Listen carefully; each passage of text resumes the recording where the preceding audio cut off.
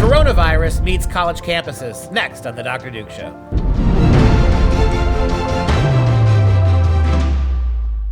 Hello, everyone, and welcome to The Dr. Duke Show, the only program that keeps you educated on the craziness impacting K-12 classrooms and college campuses around the world. Today, we're going to look at how the coronavirus impacted college, universities, the entire academic world, if you will. If you missed yesterday's show, you'll know then we discussed the impact on K-12 schools. So time to take a look at what's going on at the universities.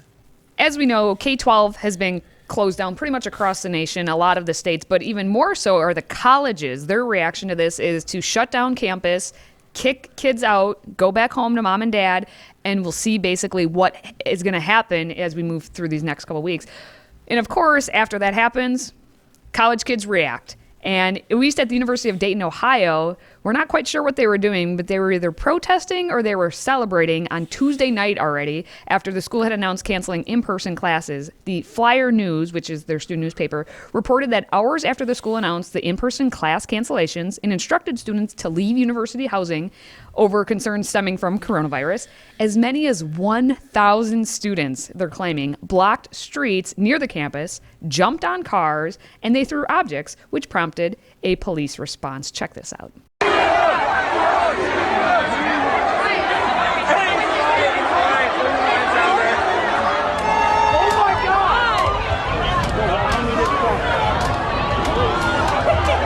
Oh my God! You could protest anything you want. As long as you're protesting right-wing causes, we're going to let you get away with it. You jump on all the cars you want, block all the city streets you want, right? Engage in your own kind. Let your voices be heard for the social justice revolution. Just don't protest us, because when you do, we're going to gas your sorry asses. Well, and specifically for the University of Dayton students, they got pepper balls thrown at them. Whereas we go to West Virginia, where it's tear gas, where they got rowdy, and so they took to the streets. Let's take a look at their video. There's a bunch of students. And now they have tear gas being thrown at them. And the kids are partying on the balcony. They're in the streets. I guess it was a very large crowd blocking the street, congregating on rooftops, consuming alcohol, and creating a very large disturbance in the neighborhood. So the Morgantown Police Department were the ones who came to the rescue. Protest, conservative, traditional America, that you have no limits on what you can get away with. Protest the schools, again, we going to gas your ass. But what happened, what's interesting and see how the reaction of this is, as the officers went, they were going door to door telling students, hey, disperse, get out of here, suspects began throwing beer bottles, beer cans, and other debris at the officers. And they, apparently 10 students were charged on counts anything from nuisance party to public intoxication, underage consumption. I've never heard in any of these liberal protests, the violent ones over the last 5 or 6 years, I've never once heard a student called a suspect. It's always a protester. Yeah, this is somebody a suspect. Engaged in exercising their First Amendment. Now they're suspects. Speaking up for those. Where are the social justice sociology professors? Where are the op-eds in the newspaper about how Kent State, 4 dead in Ohio, 4 dead in... Nope. Tin soldiers and Where's Nixon's James? Coming. We're finally on our own. Wow. Don't you hear the drama drumming? 4 dead in Ohio. How is that? Where's Hippieville, USA? Protesting that these poor protesters who just happen to turn their anger and their anti-socialism against the universities now. Where are the liberal professors defending this? If I want to turn this dark, the Hippieville people are the ones who are being quarantined because they're the most at risk for getting coronavirus. Well, not bathing will do that to you. This is true. Well, of course, our college students are demanding things, as they usually do. And now they're demanding refunds, because what's happening is a lot of the colleges nationwide are saying, kids, go home, get out of the dorms. And college reform is keeping a list of colleges that are doing these dorm restrictions. They found that more than 100 colleges announced canceling of in-person classes, and a lot of them are suggesting that students move out of the dorms. Some of them are making it mandatory. And then of the students, they're saying, well, give me my money back. Well, this came up in my class. Of course, my university themselves, on a dime, canceled classes for the foreseeable future. This whole week classes are off. Next week would have been spring break, classes are off, and there's no plan to get us back until the air has cleared. However, this came up in my class. One of my students asked the question, "Are we going to get any refund from this?" And I thought about that. Well, if the universities are smart, what they will do for returning kids, for those kids who are going to come, the sophomores or freshmen or juniors who are going to be back next year, prorate it, right? Oh, yeah. So we're going to prorate the part of your meal plan that you missed, your room and board, and we'll give you that much of a discount next year. So if you miss 3 months, we'll give you 3 of your 6 months. That would make a lot of sense. I'm not sure they're going to do it. Here's the thing, and then what do you do for graduating seniors, right? That's the other issue, question. But I think this actually falls under the hand of God type clause in an insurance company. This is something that nobody could have prepared for. And I'm not sure the university is going to be held responsible for this. They're doing what's best in the physical health of the students. Sending them home is probably the best thing to do. I'm not sure how you can come at the smart ones. Will come up with their own way to redress this rather than having to wait for a lawsuit to tell them how they'll have to. Yeah, we'll have to see what happens on that. I do know that there are some colleges that they're saying students must submit a special request or an application for exceptions so that they can actually stay in their dorms, but it depends on what university you go to and what's happening. Another kid raised her hand, and she raised a good point, right? What about all the international kids? You can't take the Chinese kids who are studying abroad, stick them on a plane back to Wuhan, right? Yeah. So as I pointed out, and to her, without bothering to look into it, because it has to be the case, I'm sure most universities have sterilized a couple of floors in one of the dorms, and they've put kids like that there. And there's no reason, if you're somebody who would otherwise be homeless, you couldn't do that as well. I'm sure the universities have had to set aside places for kids who can't leave. And so if you're somebody, we keep hearing these kids, if I'm kicked out of my dorm room, I'm going to be homeless, which I'm not sure how that works. But if that is true, go to your university. I'm sure they've got rooms set aside that have been sterilized, blocks of rooms where they can put people and try to do the best they can. So I would imagine there's room for you if you absolutely need it. Otherwise, you can also do what a University of California, San Diego student, Jessica Leong, did by putting out a change.org petition. And she was specifically wanting her school to either discount or refund certain student fees after their classes were forced to go online. And the last time I looked at it, they had more than 17,000 signatures. And the petition says, should be lower or cancel, period. Please support, please. A lot of students still suffer from the student loan debt crisis. Yes. Isn't it amazing that how she kind of implies that the student loan situation is like a disease? We were minding our own high school seniors. Let me paint a picture for you. 4 years ago, high school seniors minding their own business, going to prom. Little did they know that at that prom they would catch student loan debt. Minding their own business, going about their youthful high school senior business. All of a sudden they were infected. Nobody did it to them. All of a sudden they woke up the next day to find out that somebody had taken out loans in their name for college in the amount of $150,000. This, my friends, is the virus. All right, so the other students, some who have signed the petition, one person wrote, "This D word school is MFing B word when it comes to cost." This is the state of our college students. They are not happy with their school, and they're I'm trying to think of the D swear word you're not allowed to say. Some people do not like. The city of Beaver Dam is near me. Really? Some people do not like it. You self-censored on Dam. I did. You're welcome, Mom and Dad. So the campus activity fee, the intercollegiate athletics activity fee, recreational facility fee, college activity fee, student service fee, transportation fee, university center fee, all amount to about $1,000, and that's just for that spring quarter. So this is what they want. Now you're such a rookie. You're such a noob. Now you're accounting for what was actually spent already. You're not paying attention to future pleasure costs, right? So how much sex will they not be having? This is true. How much alcohol will not be consumed? How many free condoms are they not getting? How many free condoms? How many morning after pills will not be distributed? All right, well, here's the plan for what colleges are trying to do. We know that K-12 schools are trying to go online. Well, colleges are also trying to go online. And according to some surveys that we actually have from back in November, this is like a dream come true for college students. They actually would rather work remotely than actually be in person. But I argue that's for work and getting paid rather than attending classes still. Here would be don't be careful. College kids seem to say that, hey, this is better. We don't have to be on campus. We can go ahead and work from home.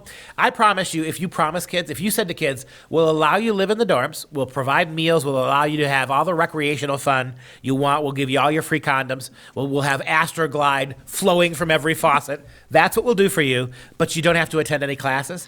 They would choose that over working from home. Of course they would. You mean, wait, we could be on campus with all of the debauchery and not have to live at home, but we could do the work as we see. And let's be very clear, a moderated form of work. It's not the same kind of work. No way you can do online what you could do in a typical classroom semester. So we'll do less work for the same grades.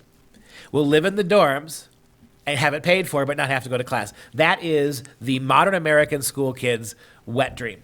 There it is. Well, according to a Gallup research that was published back in January, employees, when they get to their jobs, are most engaged with their work when they work remotely 60 to 80% of the time, or about 3 to 4 days a week. Yep. Yep. But we can't work from home from Freedom Project because Mike doesn't like it. True story. Heaven forbid. Heaven forbid. Meanwhile, there may be a lot of students who are like, woohoo, we get to have our classes online. I get to be at home in my jammies, where, they would have come to class in person in their jammies anyway, as you've seen. I've seen way too much. There are some seniors who are frustrated. They're disappointed over losing their final semester of college, their final experience. And they need to be compensated, right, Katie? They need everything. College Fix went out, they're so brilliant, went out and got some interviews from the University of California institutions. Yep. They spoke to various students, like Ashlyn Babel at Berkeley, who said, I'm heartbroken as a transfer student because I feel like my final semester is being taken away from me. Now, mind you, we're talking about coronavirus, which could actually kill you, but my final semester is being taken away from me. All of the social activities and experiences. Transfers only get 4 semesters to be a Cal student, not knowing if we will be in another lecture hall at Cal before we graduate. It literally sucks so much. You work your ass off to get to Berkeley, and then you're not able to experience what being a student at Cal is. Yeah, so she mentioned lecture halls. I'm sure she's just dying because she doesn't get up at 9 in the morning and go to a lecture hall. I'm sure that's what's bothering her. She's already said it, the experience. The experience. Right? It's all about the experience and the social activities. Another UC Berkeley student, Daniel Vasquez, summed it up briefly, saying, I hate this. Then we had UC Santa Barbara, Charles Kendo Newman. I want to redo my senior year without all the chaos. And finally, UC Berkeley's Anna Bernick said, my gender and women's studies class yesterday felt like a YouTuber live stream with the professor asking questions on the chat section. While I understand it's better than straight up canceling classes, the disconnect feels prominent. First world problems. This is what happened. Ladies and gentlemen, now you are seeing firsthand what happens when mindless little liberals when you have to adapt on the fly. This is why there's so little hope for America. You went from the generation of Lewis and Clark, the founders, Lewis and Clark, the generation that manifests destiny, right? That coast to coast, that built on liberty, freedom, and opportunity. We went from that. Wait. Is that the same generations and all of them who didn't have indoor plumbing? Didn't have indoor plumbing, toilet paper, short lifespans. You know how it is. No computers, no public school in the beginning. Oh, what a blessing. They adapted. They found a way. And here's the modern American kid. I should be able to do my senior year over again so I can spend more time with my frat buddies. It's ridiculous. And this is why I said on yesterday's episode that my generation and then those coming forth, it's scary when you get comments like that. So you have to individually be the hope. Can we at least end on a good note and not on these? Well, I'm not sure how good it is, but Matt Smethurst at the Gospel Coalition published a really great article. I remember this quote from a long time ago, but I had forgotten. It's a quote from C.S. Lewis. And C.S. Lewis was writing about the atom bomb, right? Everybody was whining about having to live, as my generation a little. I remember duck and cover. I remember some of that stuff. I taught duck and cover. Did you teach Little duck side and note, cover? I did teach my students that. So I remember this essay, but I'd forgotten about it. And in this essay, C.S. Lewis gives a really bracing view of what it was like to live under the threat of the atomic bomb. Maybe, Lewis said, it wasn't the thing to whine about that it was. And what Smethurst did is he reproduced the article, and he said, or the comment by Lewis, and he says, look, just substitute the word atomic bomb for coronavirus. I won't do it. I'll read you Lewis's original essay. It's very short, about the point is, it's about how do we live with a threat hanging over us. Lewis makes a really wonderful point, and here it is. Lewis wrote, in one way, we think a great deal too much about the atomic bomb, or coronavirus. How are we to live in an atomic age? I am tempted to reply, why, as you would have lived in the 16th century, when the plague visited London almost every year, or as you would have lived in the Viking Age, when raiders from Scandinavia might land and cut your throat at any night, or indeed, as you were already living in the age of cancer, the age of syphilis, the age of paralysis, the age of air raids, an age of railway accidents, and of motor car accidents. In other words, do not let us begin by exaggerating the novelty of our situation. This is Duke Pest to insert. We have been so plague-free. We have been so free of wars on our own shores. We have been so free of scarcity, lack of things, that something as simple and relatively trivial as this virus, we think we turn it into everything, right? In other words, do not let us begin by exaggerating the novelty of our situation. Believe me, dear sir or madam, you and all whom you love were already sentenced to death before the atomic bomb was invented. And quite a high percentage of us were going to die in unpleasant ways. We had indeed one very great advantage over our ancestors. Anesthetics. We'll die in less pain, perhaps. But we still have that. It is perfectly ridiculous to go about whimpering and drawing long faces because the scientists have added one more chance of painful and premature death to a world which already bristled with such chances and in which death itself was not a chance at all, but an uncertainty. This is the first point to be made. And the first action to be taken is to pull ourselves together. If we are all going to be destroyed by an atomic bomb or some virus, let that bomb, when it comes, find us doing sensible and human things. Praying, working, teaching, reading, listening to music, bathing the children, playing tennis, chatting to our friends over a pint and a game of darts. Let death find us that way, not huddled together like frightened sheep and thinking about bombs or viruses. They may break our bodies. A microbe, a virus, can do that, but they need not dominate our minds. In other words, you were made for something higher than this world, so do not let the things of this world dismay you. And again, Lewis is riffing off of Matthew 6, right? When Jesus himself said, stop worrying about this world. It's the next one you should have your mind on. And even with that said, still make sure you wash your hands. So that's going to do it for a tough Tuesday for some people. If you like the show, please help us keep others educated by sharing this episode with your family and friends on Facebook, YouTube, Twitter, and or Parler. Before we go, I just want to say, despite the unprecedented actions being taken to prevent the spread of coronavirus in schools across the country, Freedom Project Academy hasn't missed a beat. When you have an online school where teachers are teaching over the computer to your kids in the safety and security of their living room, there is no coronavirus. There are no sexual molestings. There are no bullying. There's no drugs. This is an amazing thing. We are uniquely protected, and our students continue to be educated without a single disruption. If you have a student in K-12, take a look at starting with us next fall. Avoid all these complications. Request a free, absolutely free information packet at freedomforschool.com. That's freedomforschool.com. For Freedom Project, I'm Dr. Duke. She's Katie. And until next time, stand when you pee, my friends, because you're less likely to get the virus.